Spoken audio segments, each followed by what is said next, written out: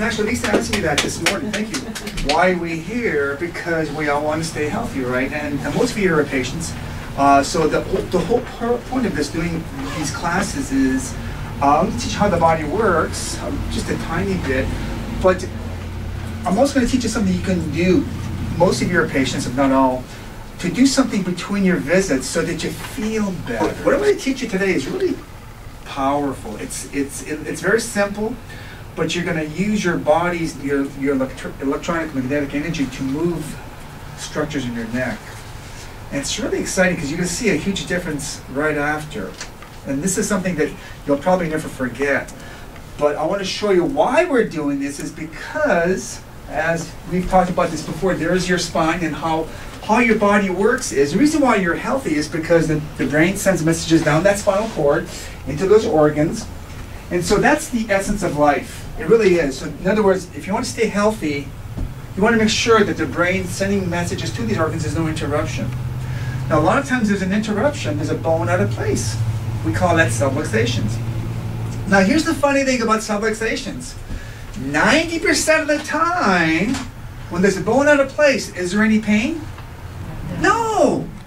Only 10% of the time. So in other words, what I'm trying to say is, there's only about a 10% chance you're going to have pain, but guess what?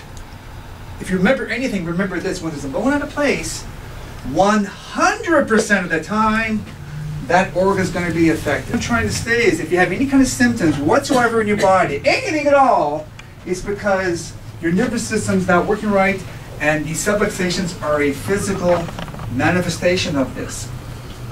And you look at this, and you go, wow, yeah, you know what? Hey, that makes a lot of sense, right? I can see how that brain, organs, and nerves, yeah, I can see how that works. I mean, this is right out of an anatomy textbook. I'm trying to say to you, if you're not a patient here, you should be, because this is the way you stay healthy. And if you need to think about being here as a patient, because this is not, people come in and they have an ache or pain that comes and force them to come in to see me for chiropractic care. But they don't realize not only are they getting better symptomatically, but they're getting healthier internally. And that's really what it's all about. So if you can learn anything about this, this is amazing. Can someone read the front page here, what it says here? Thomas Edison said 130 years ago.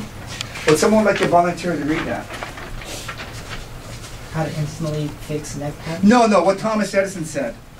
His excerpt. Okay, yeah. The doctor of the future will give no medicine, but will interest her or his patients in the care of the human frame, in a proper diet, and in the cause and prevention of disease. Yeah, thanks, David. So I think I'm doing that right now. Care of the human frame. So we're talking about the human frame. Can you turn to the second page here? And since David, you're such a good reader, can you read what it says on the bottom of that triangle? Man possesses a potential for recovery through the innate intelligence of the human structure. So if we talk about symptoms, people who have symptoms, if you look at this triangle that you see here, you have the bottom of the triangle structure. The reason why it's on the bottom of that triangle, it's not a coincidence. It's the foundation of everything. Then you have your chemical and emotional component. So when something's wrong in your body, any kind of symptom, you have neck pain, back pain, hemorrhoids, I don't care what it is, it's something that's going on in this triangle. And how you fix it is doing one of these 5 things in that circle. N is nerve. We'll be showing you how to do that today. NL is the lymphatic system, neurolymphatic. NV is neurovascular. CSF is cerebral spinal fluid, that's the cranial bones. And last but not least is AMC, acupuncture, meridian connector. So you can do one or all 5 to fix whatever symptoms you have. So we're going to talk about how we do the N, which is the nervous system. So I'm going to show you how we fix your neck. Now what you're going to do is, just so you know, you have electromagnetic energy, which is a big magnet. When we have an MRI, magnetic resonance imaging, you get electromagnetic radiation. What is a form of radiation? It's not like X-ray radiation, but it is a form of radiation that goes through the body. Because we're just a big magnet, you get an image on an X-ray film. So we're going to take advantage of our hands here. Part of the right hand is positively charged, and part of it's negatively charged on the left. So what we're going to do is we're going to move structures in your neck gently and easily. And if you do everything wrong, the worst thing that will happen is what? Nothing. Anything I teach you in these workshops, it's safe. It's a safety net. You'll never mess yourself up. And you probably will make yourself better. I mean, this is hard to blow. So what we're going to do is, I'm going to show you how to do this, and you're going to practice on each other. So I need a volunteer.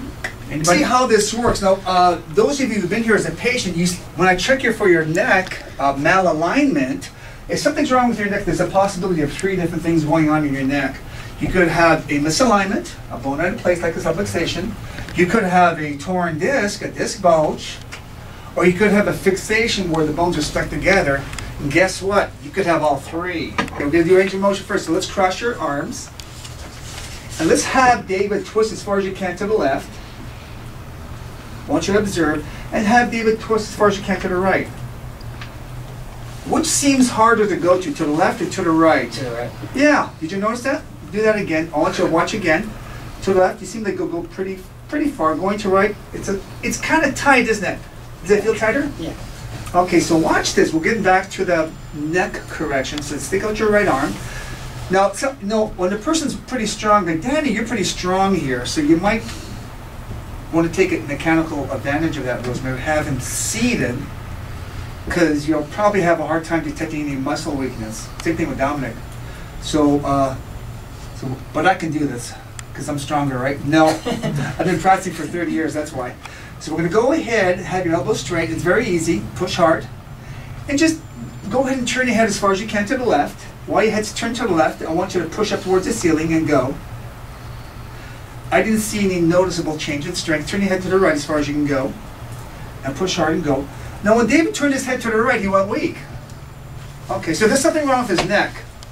How about bending? Right there we can stop and do the correction, but how about bending your head sideways to the left? Right arm goes up, leave your head bent that way and push hard and go. Again, there's no noticeable change in strength. Bend your head to the right and hold it there and push hard and go. So when David turns his head to the right and bends it to the right, he goes weak. Well, there's something wrong with the neck. We're not going to be a diagnostician and find out what it is. You're simply going to put both your hands, if you can, you looks like you might be muscle bound. Could you put both your hands behind your neck? Yeah.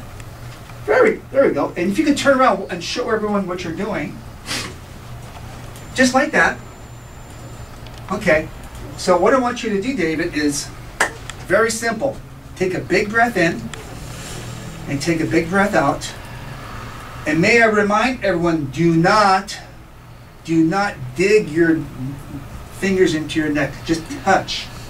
Let me repeat. Don't dig your fingers into the neck. Just gently touch, and go ahead and breathe in again, and breathe out.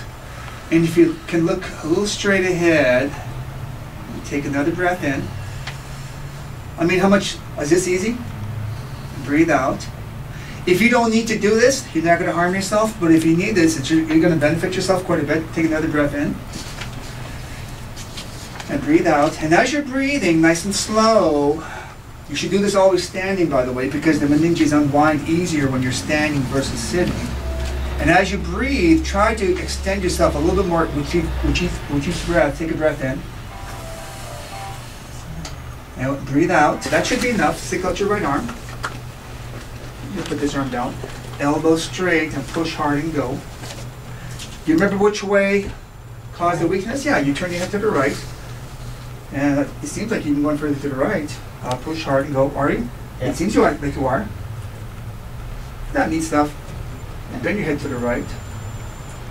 And push hard and go. I said that does not cause a weakening any longer. And then cross your arms. And we're going to twist you to both sides. Oh, much better. Wow. Hand for David.